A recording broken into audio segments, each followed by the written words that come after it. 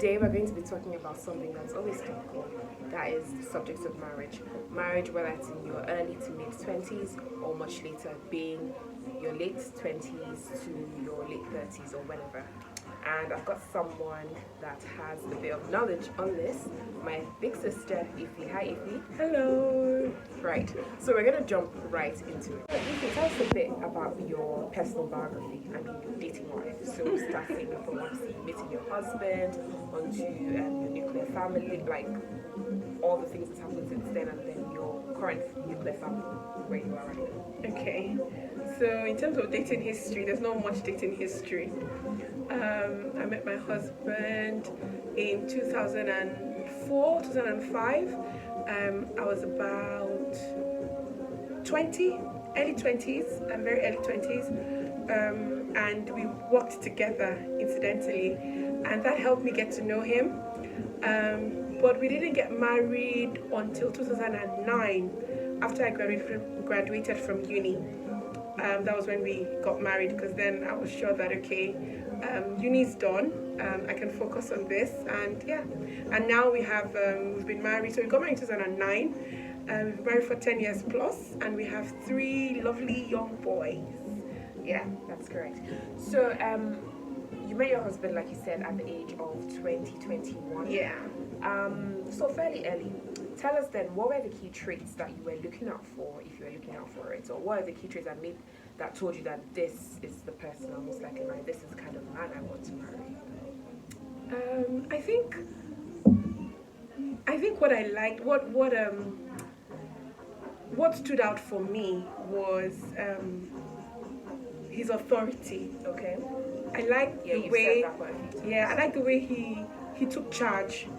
I like the way he didn't kind of mess around. When he knew, he was very decisive, always very decisive. He sort of always knows what needs to be done, and I like that. I don't like sort of, if I come and I say, oh, I don't know what to do, I say to me, oh, I don't know what to do either, and then it's all, nobody knows what to do. Nobody's like, he's a clear leader. I like that. I like leadership, and I think that was why I struggled with guys that were younger than me. Exactly. I was gonna say there was quite the age gap between you guys, right? So yeah, that helped, didn't you? Because you didn't see that authority in younger. No, you can do. I did know some older guys at the time. I tended to sort of have older guys around me as well. But I had my age, a few years older, much older. But I think he was just clearly, he stood out for me because I think what it was I had the opportunity, because I worked with him. Yeah. He had the opportunity where I got to know him more than any other person. And it was just easy to see all those traits that I liked that sort of attracted me to him. So being able to take charge, being very decisive, being very caring. He was very caring, and all those things. Yeah. So, okay, I sort of just knew that. Yeah, he was the one for you. Yeah. Okay. And I mean, it's quite interesting because so many times we meet people, we have that impression of them, and then we get to know them and even maybe marry them, and then we might see a different side or other things. So those traits that you saw, that you're saying that it drew you, are they still the traits that he retains still today? Like, has that changed? Has your understanding? If you were to do this all over again, are those still the same traits that you'd be looking out for? Would you be looking out for something different? It's funny, yes and no. Okay. Yes, in the sense that those traits are still there. But there's something that marriage does. Marriage sort of magnifies things. So things that you might have overlooked before, because you're now married, they are now more in your face, so to speak. And so things that you ignored before now might become issues if you let them be. And things that were not issues, things that maybe were issues before you got married and you thought, oh, actually, I can deal with this when we get married. They might become even more overblown, and you're not able to deal with it. Yeah. Or you find that actually, it's not actually as major as I thought. So marriage sort of changes things around. It's kind of like it puts a spectacle on your relationship. Yeah. And so magnifying glass, you mean? So the spectacle is the magnifying glass. So you've got spectacles, but they're actually magnifying glass. So things, the way you see things, your perspective, things change. It's so different from when you're in a relationship. I It's agree. completely different. And I can give you an example. So, for example, I won't bring it too close to home because I won't have a home to go back to. Fair enough. So, for example, you could have, so we're talking about, being decisive. So it could be that my husband was very decisive because we were in a work environment, and it was very easy to see him taking charge because that was what his career, that was his position. That was, he was a leader, he was a manager, so he had to take charge.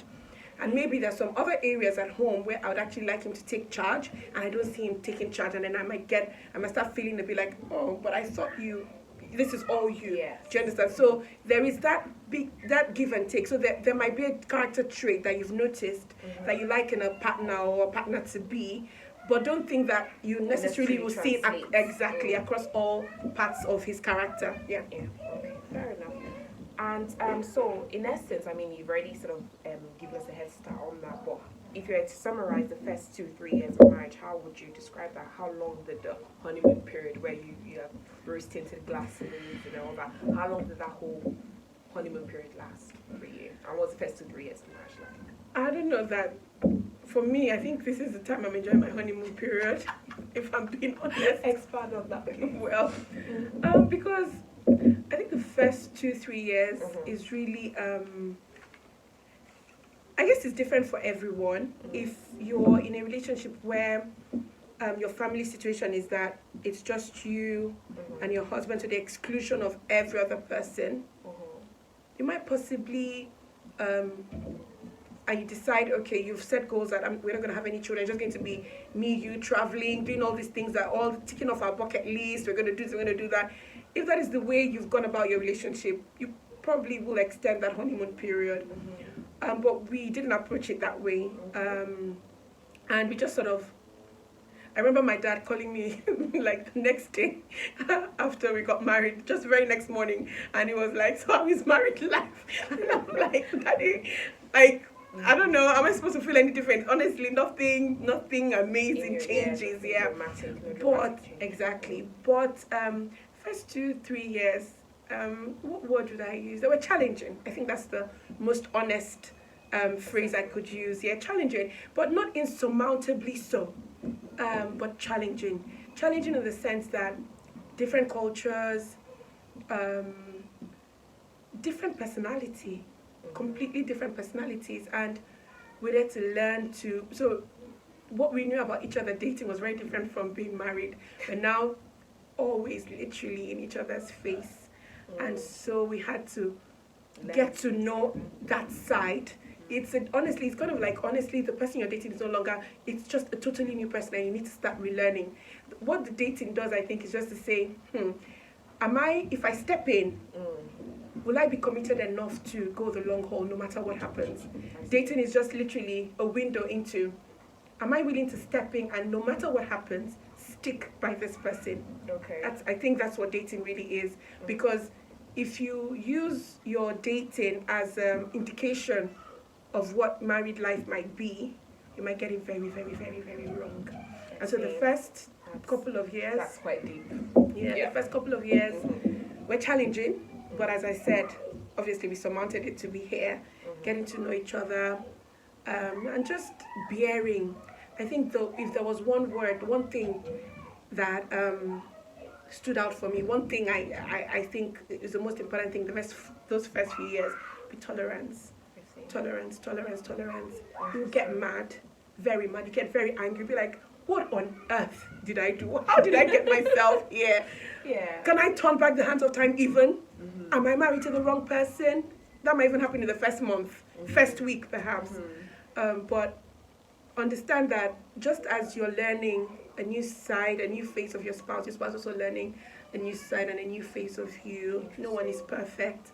And as time goes by, you start to know more about each other. The first year turns into the second year, the third year. By the fourth year, it's kind of like a shoe that you're now, used to wearing, and you've now really, the shoe, the shoe sort of knows where all the comfortable places in your feet, so, yeah, you get to become more attuned. Yeah. Okay, interesting.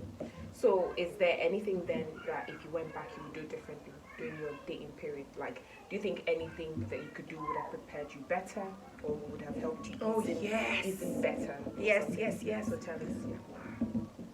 For some reason now I've stumbled more into there's so much information out there. There's so much counseling and guidance and so many there's just access to so much information that I didn't have before we got married. And in the form like YouTube videos, Pastor Kingsley, oh my goodness, I think Kingsley, what's his surname so that Okonkwo, those that want to search, Okonkwo. how can someone find his... He's on YouTube. And I think he's a pastor of David's Christian Center in Lagos. Okay. But I just find him and his wife, Pastor Mildred, I just love their teachings. Okay. And I think they prepare you as a single person. They prepare you, they make you, their teaching, as in, you become grounded. You accept yourself for who you are. You realize that you don't need anybody to complete you. And you live your life to the fullest. While you're waiting for that, person, that spouse, that partner, that missing rib or spare rib, spare rib for your missing rib.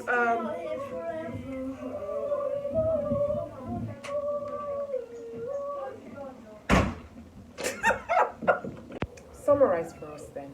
What would you say if you like? Enumerate them. What were the key lessons then of the first few years of marriage? Lessons that I learned of the How first would few you years. sort of summarize it in brief? All these things you've discussed. Quite a lot. I think, as I already said, tolerance, and always understanding, no matter the challenges that come through and the conflict, because what you don't want is conflict to get toxic. Because there will be conflict in varying forms. Some people say, oh, they never argue with their spouses and all of that. Some people argue a lot. I don't think it means, oh, it's there's no hope for the union. But I think it's how you manage that conflict. Okay. And so, tolerance, and also always remembering that just as that person is not perfect, you are no way perfect as well. And you also have your own faults and foibles and all of those. You also have your own baggage and every other thing that person has to deal with as well. And so when you're trying to get the last word, always remember that person as well, that your spouse is also having to deal with the same thing you're dealing with.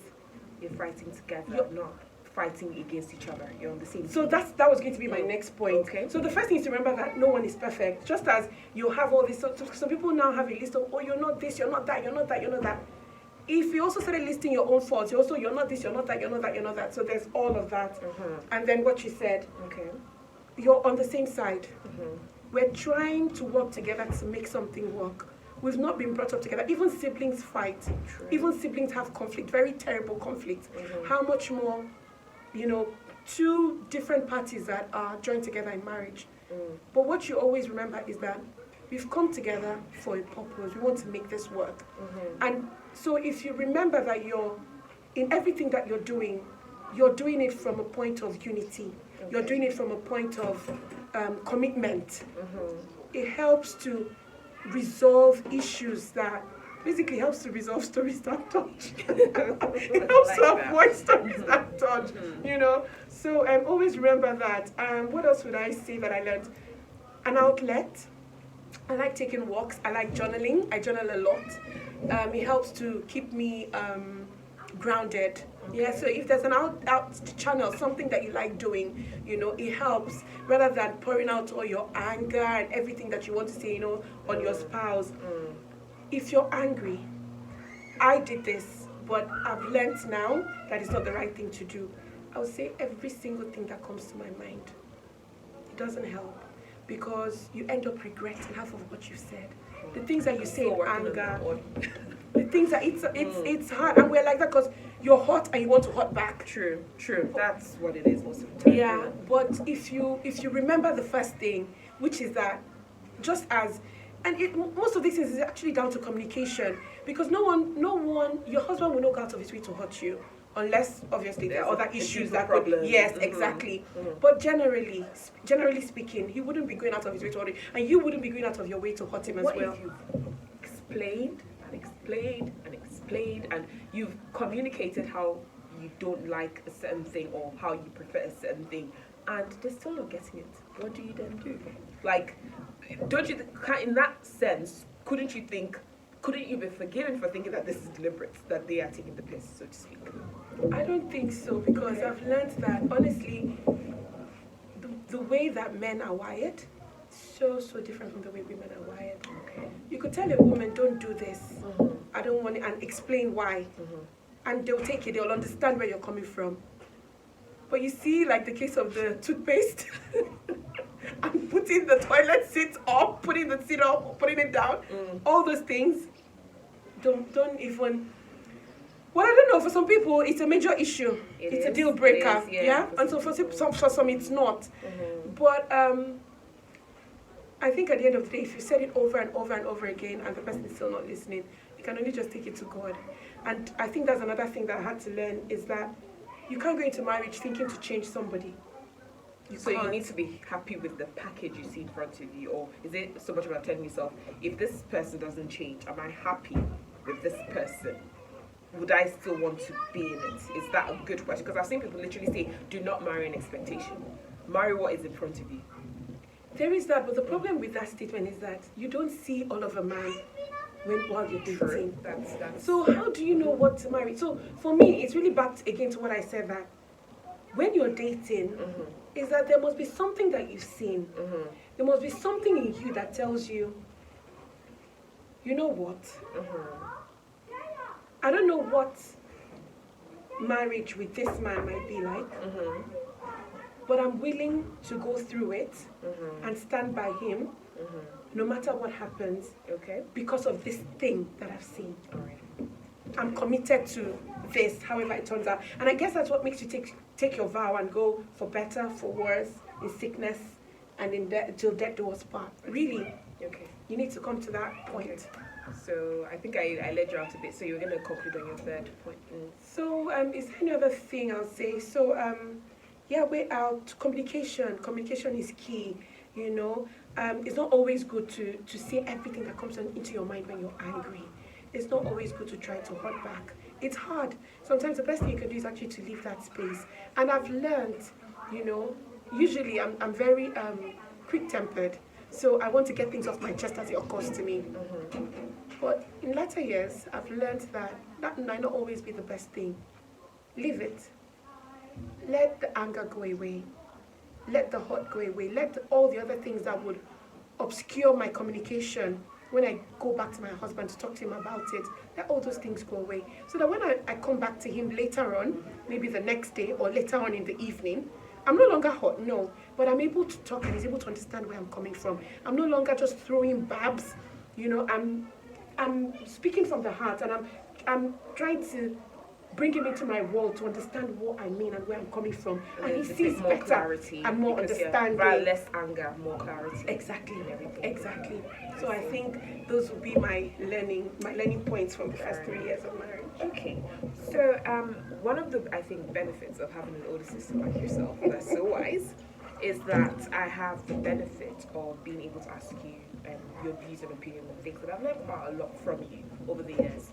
And I remember us talking, and I think there are some quotes, there are some sentences that you've given me that have sat with me, and I'd like you to expand on a bit, if you like, and tell us the context in which you uttered these sentences, and then go into what you meant or what led you, or the sort of growth path that brought you to saying those things. And I'll give you 2 sentences. The first one is, you don't need to worry, you have me. The second one will be, marriage is like fine wine.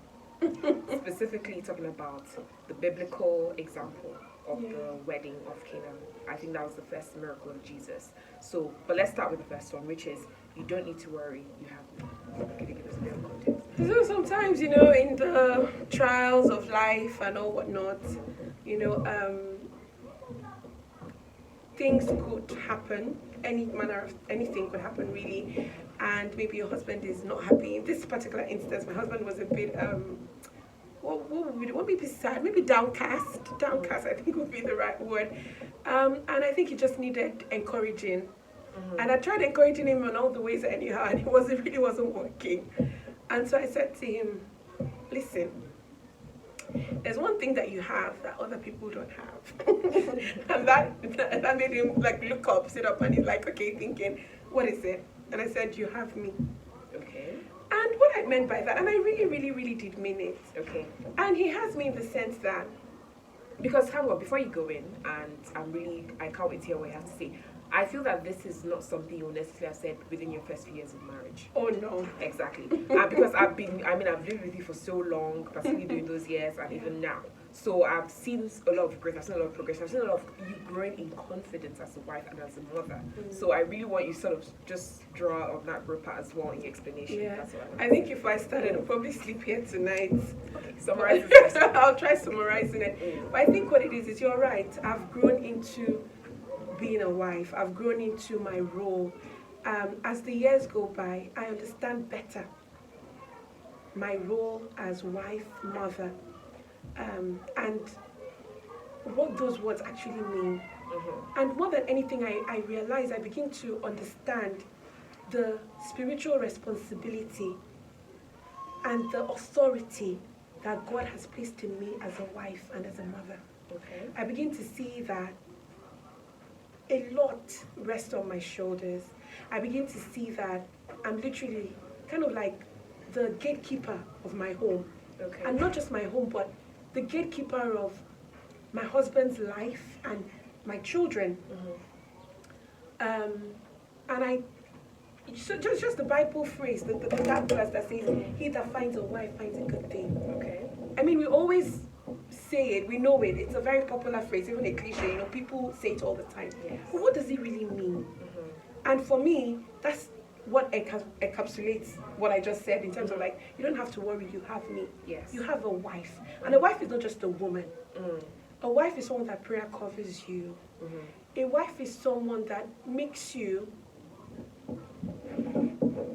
all those potentials, all those wonderful, mighty things that God has placed in a man.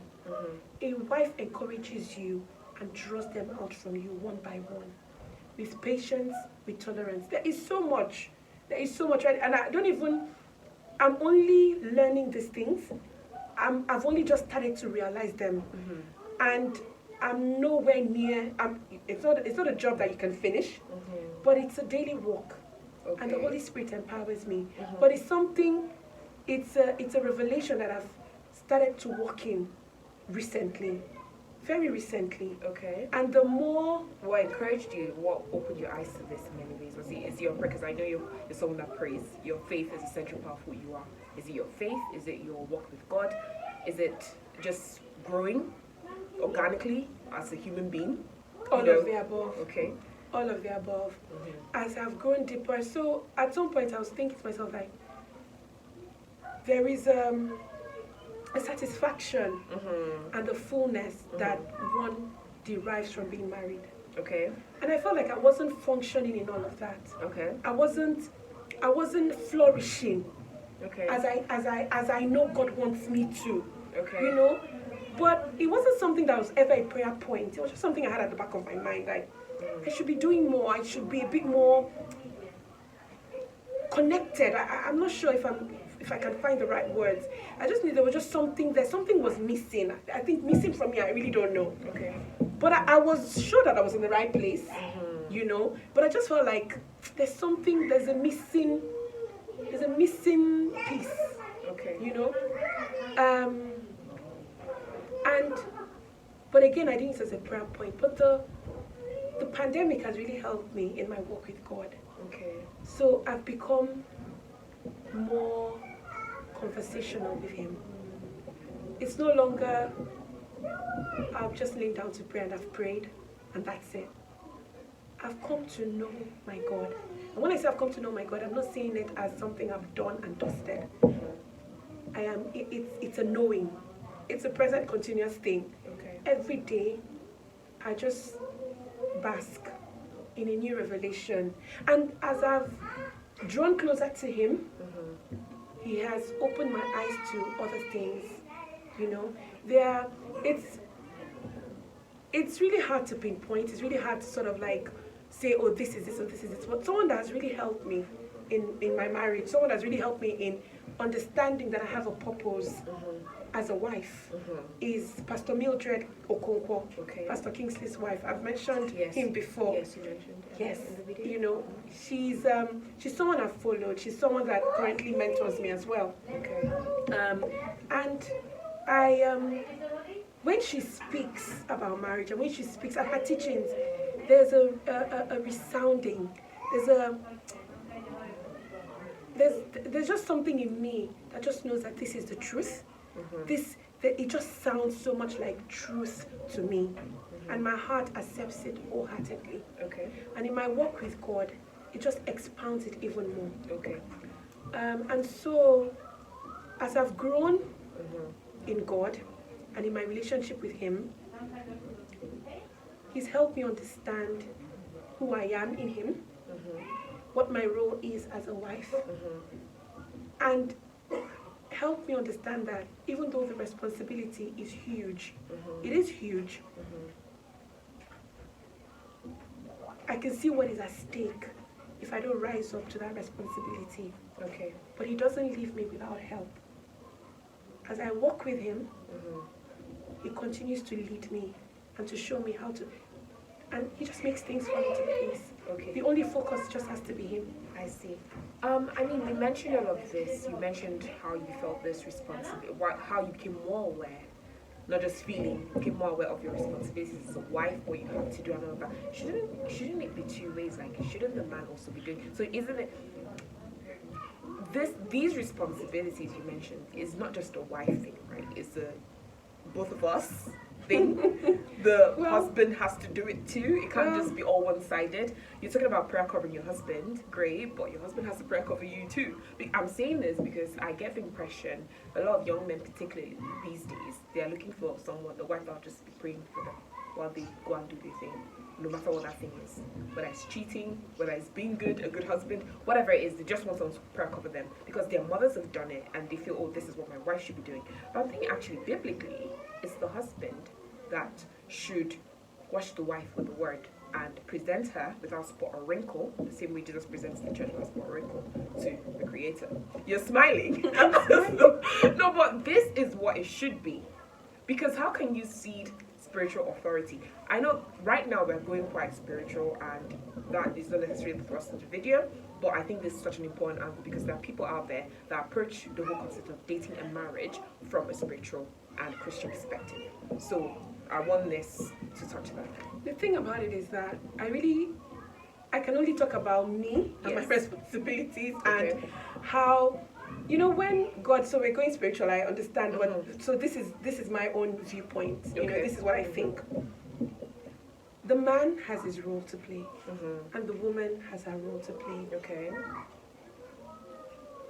I cannot play the role of the man. And when I say that, I mean spiritually. Because sometimes, you know, sometimes you do have to step in to help, especially if the man is not able to. Now, I'm talking very generically and all sorts of things. But I feel that from when God was creating man and woman, He had a specific role for each of them to play.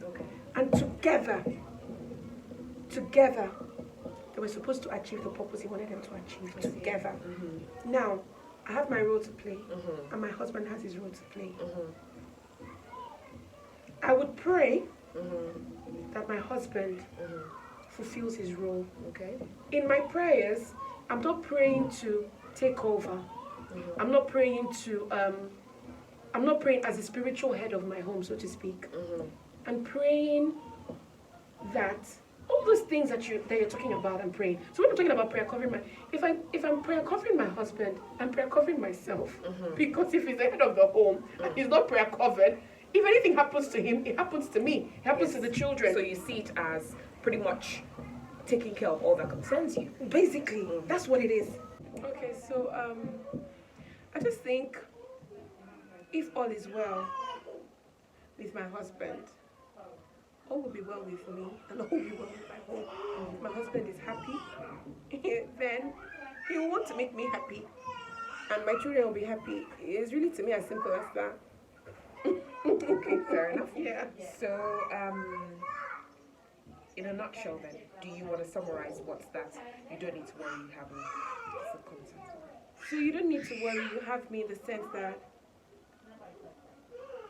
he that finds a wife finds a good thing.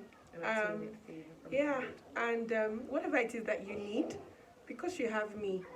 In fact, it might be something you think you need, but you don't really need it. But because you have me, you have everything. In me, you have everything. If I look, no, honestly, I can't think of any other way to say, I'm your blessing, I'm your favor, I'm all these things personified. God shows that He loves you by giving me to you. I'm your gift. And my name is Ifoma, by the way. So, Which means good thing. I'm blessing for you all around. And so basically, I'm just trying to tell him, don't worry. If it's prayers that we need, we'll do it. If it's encouragement that you need from me right now, you're going to get it. Whatever it is that you need to stop you from being sad. Yeah, exactly. I'm ready to deliver it because I'm not standing on my own. That's really it. And I have wisdom that other people might not be able to access. What's a wonderful degree of self-knowledge, self-learning, and confidence. It's taking some time, but we're getting there. Yeah. Okay. And then how about marriage is like fine wine? Yeah, marriage is like fine wine. Okay. I mean, we're not going spiritual, are we? So a bit. Okay, Yeah. because Just I mean, to summarize what context you said it in, and if it's Yeah. biblical, by all means, because I'm a Christian, we're both Christians, and we do take our faith. Our faith is an important part of us. So Yeah. we're making apologies for delving into it. okay, I don't even have to go spiritual, but I can also go spiritual, But on the not spiritual aspect, Okay. it was basically saying that the more, if you take away that first few years of saying to yourself, oh, you know what, this is not working because you've had conflicts or this is not what you expected in a marriage and all of that. If you take all of that away and you stick it out, you grow and you begin to grow together. And you see how when a baby is born into a family, the baby starts to take on, starts to sort of take on his environment, his siblings, his parents, all of that, and just sort of starts to adapt to them, to his environment. That is the way you start to adapt if you stay long enough, if you're able to stick it out. I think that's the important thing, sticking it out. And the more you stick it out, the less it becomes like sticking out. The more it just begins to flow naturally. So as just like wine gets, I presume, The sweeter age. and better as it gets older, because vintage, if you like, then that's the same way with marriage. Exactly.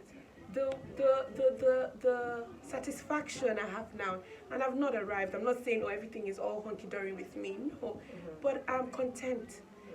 All of that was not there in my first. It couldn't have been.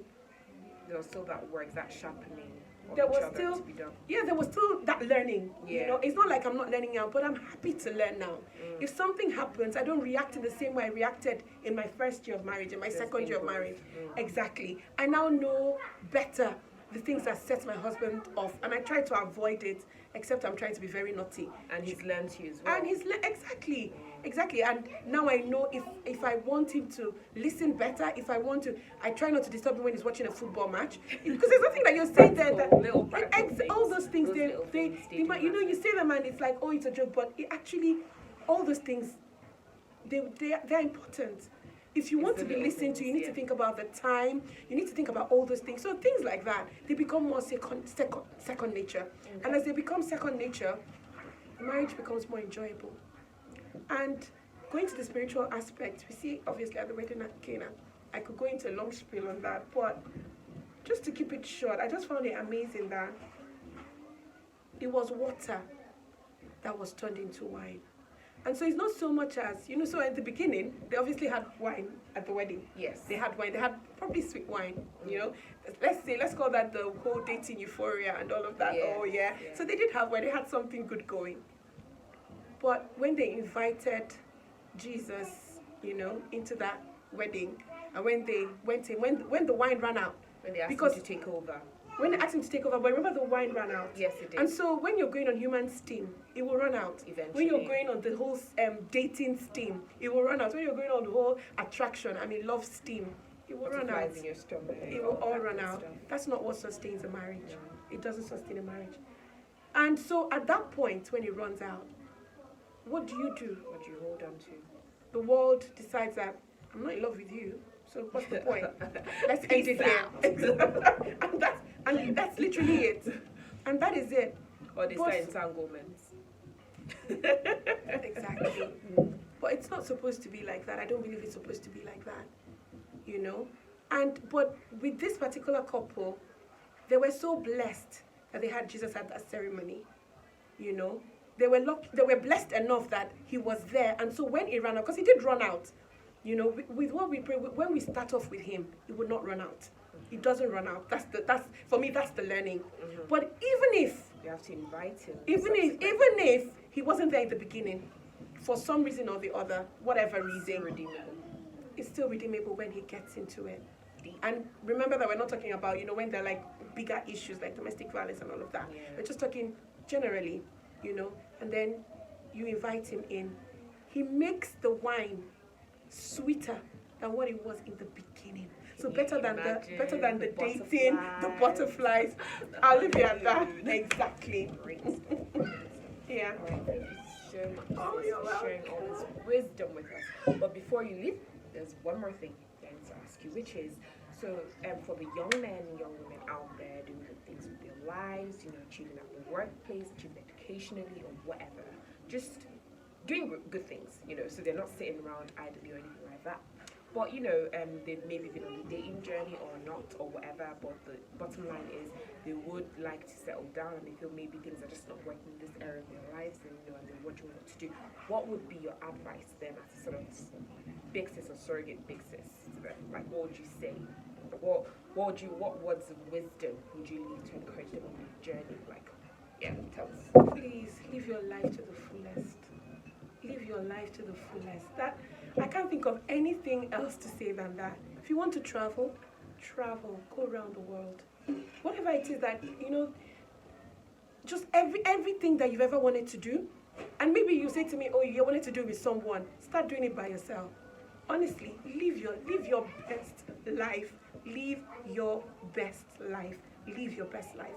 Because at the end of the day, it's possible, I'm not saying, but it's actually on the way of living your best life and being who you are.